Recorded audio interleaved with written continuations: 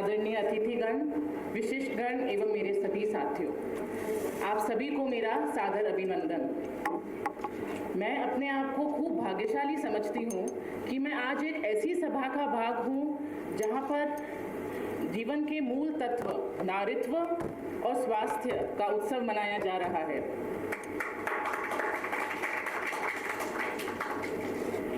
जिस भारतीय संस्कृति और सनातन धर्म के हम हिस्सा हैं, वहाँ जीवन के हर एक पहलू में एक स्त्री ही शासक है।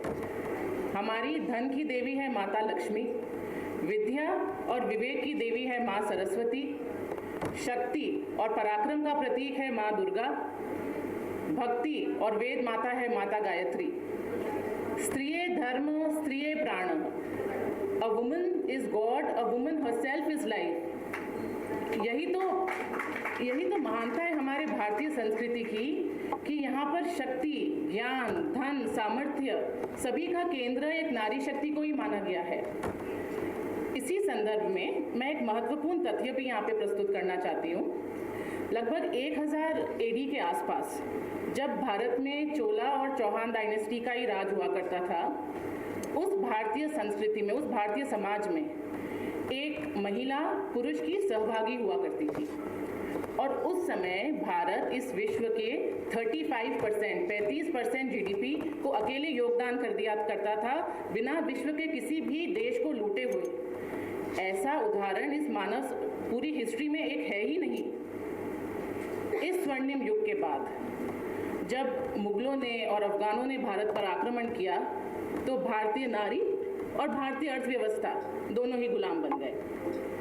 ये हमारे लिए एक बहुत बड़ी सीख है, महत्वपूर्ण सीख है कि जब तक नारी शक्तिशाली है, जब तक नारी सम्मानित है, तब तक राष्ट्र और समाज भी संपन्न है। नारी समाजस्य कुशल वास्तुकारा, नारी इस समाज की एक कुशल वास्तुकारा है, नारी इस समाज की एक कुशल संचालक है, कुशल प्रबंधक है।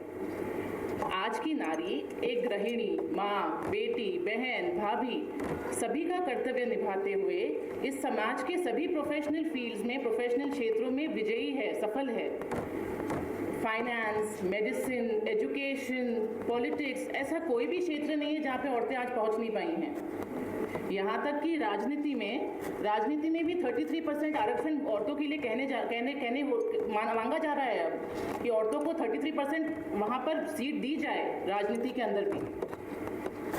भारत सरकार भी भ्रूण हत्या रोकने के लिए, कन्याओं को शिक्षित करने के लिए, औरतों को आर्थिक समर्थन देने के लिए बहुत सारी स्कीम्स निकाल रही है। जैसे हो गई अन्नपूर्णा स्कीम, प्रधानमंत्री मुद्रा योजना स्कीम, MSME स्कीम्स, ये सब औरतों के आर्थिक सपोर्ट के लिए है। अब इस समय अगर अब हम बड़े दृष्टिकोण से देखें तो पराधीनता का युग अब समाप्त होने जा रहा है और आज की औरतें शिक्षित हैं और आर्थिक रूप से भी स्वतंत्र हैं। ये बदलाव हम गांवों में और छोटे छोटे कस्बों में भी देखते जा रहे हैं अब।